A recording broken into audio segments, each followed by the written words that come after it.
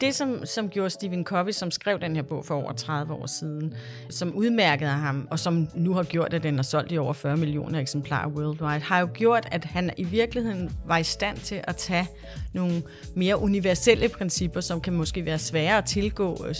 Det er både fra den filosofiske verden, men også i mange andre sammenhæng, gode psykologer og terapeutiske tanker, men i virkeligheden også filosofiske tanker, og gøre det omsætbart. Altså noget, vi kan forholde os til, uden at behøve at forstå en kæmpe masse bagved. Og det er faktisk det, som han har skabt et rammeværk, som han kalder en modenhedscirkel. Og i den ligger et underste niveau, kan man sige, at vi kommer ind i verden som afhængige mennesker, altså vores forældre og vores omgivelser. Og den der fysiske og psykiske afhængighed, den er helt naturlig som barn.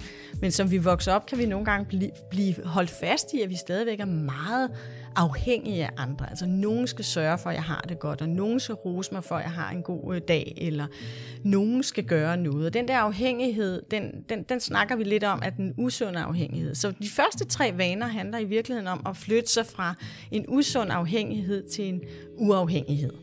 Og vane 1, den handler om at være proaktiv. I psykovaners sprog, der handler proaktivitet om, at du har frihed til at vælge og er ansvarlig for dine valg. Med andre ord, som Covey også kommer ind på flere gange, at leadership is a choice, not a position. Det er sådan, vi kan faktisk være ledere i vores eget liv.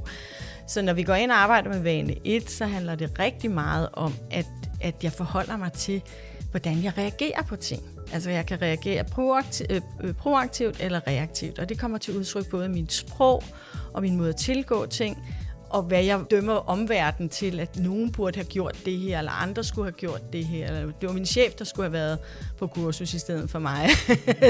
Og det er virkelig en reaktiv. Det er, at ansvaret ligger alle andre steder end hos mig.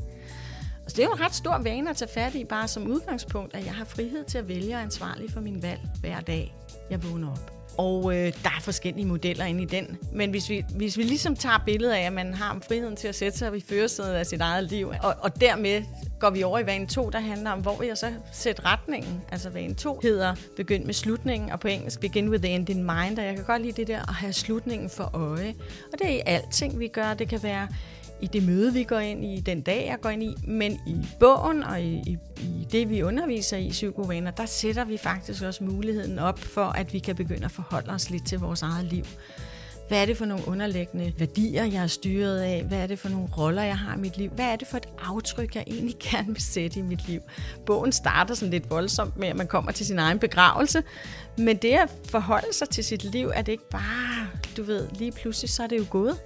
Så det at være aktiv i sin stillingstagen, som du også lægger op til i starten og sige, men vi er måske også bange for at vælge noget fra. Ja, men hvis vi slet ikke tænker over, hvad det er, vi vælger til og fra, så er vi i hvert fald helt sikre på, at vi måske bare lader livet styre os, frem for at vi styrer, hvor vi måske gerne vil sætte retning. Så det er meget med retning i vane 2.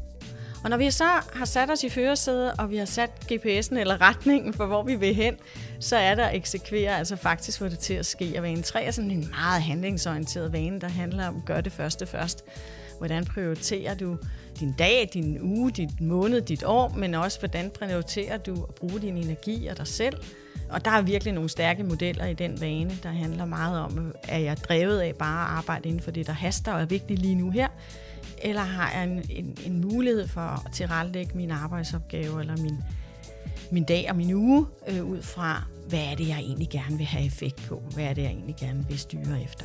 Og så er vi i hvert fald nået et stykke op af den her modenhedsskala. Nu har jeg mere handlekraft i mig selv, så når vi kigger på det her mere individuelle, så starter man i hvert fald med de første 3 vaner med at få en følelse af, at man går fra, at du skulle gøre noget for mig, til at jeg kan faktisk gøre noget for mig selv og mit eget liv. De næste 3 vaner, de handler rigtig meget om at samarbejde med andre.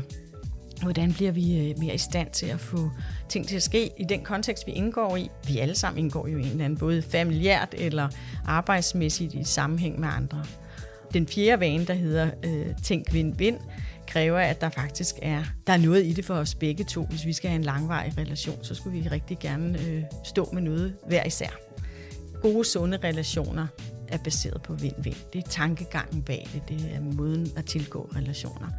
Og for at kunne det, så er der en vane 5, der hedder søg først at forstå, dernæst at blive forstået. for at vide, hvad der konstituerer et vind for dig, så er det faktisk vigtigt at prøve at forstå dig, og sætte sig selv lidt til side, og ikke nødvendigvis bare buse frem, og jeg skal have det her. Er tilgangen til virkelig, vi kalder det empatisk lytning, prøve at forstå, hvad der bor over i den anden, med stor nysgerrighed.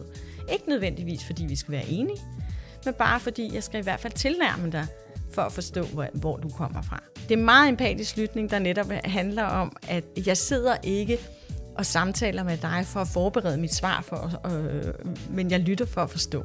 Og det er en ret stor vane. Den kan også rigtig godt bruges, både privat i alle relationer, altså i parforhold med sine børn, men er en kæmpe vane også, når man er på arbejdspladsen. Og når vi kan de ting, så får vi faktisk resultatet i vane 6, som handler om at skabe synergi. Altså hvor hvis du og jeg samarbejder, så får vi mere, end hvad vi kunne hver for sig. Og den vane ligger ret højt op i modenhedsskalaen, fordi den kræver, at der ikke er kæmpe ego. Altså det er ikke hele tiden mig, det handler om, men det er mere, hvordan får vi den bedste løsning til det problem, vi står overfor. Det er de 6 vaner, der ligger inde i den her cirkel, som model, som Covey i sin tid skabte. Og udenom dem alle sammen ligger der en 7. vane, der handler om at slibe saven. Og slibe saven er meget en vane, der handler om, at jeg hver dag passer på mig selv. Fordi historien er jo, at hvis vi bare kører på og bruger savklingen uden at stoppe op og slibe den, så bliver vi faktisk mere og mere ineffektive over tid. Så i den 7. vane arbejder med, hvad gør jeg for min krop, min mentale tilstand, mit body, mind, heart and spirit, som man siger på engelsk. Men altså, hvordan passer jeg på det her instrument, jeg har som i min fysiske tilstand, min søvn, min krop, min kost? Hvordan hjælper jeg min mentale tilstand? Hvad lærer jeg optaget af? Relationer er heart. Hvordan indgår jeg i mine relationer? Og spirit er jo sådan, giver mig selv tid til at tænke lidt over livet en gang imellem. Så det er de 4 dele, man faktisk prøver at sige, er vi i stand til at passe på os selv, for at være effektiv på den lange bane.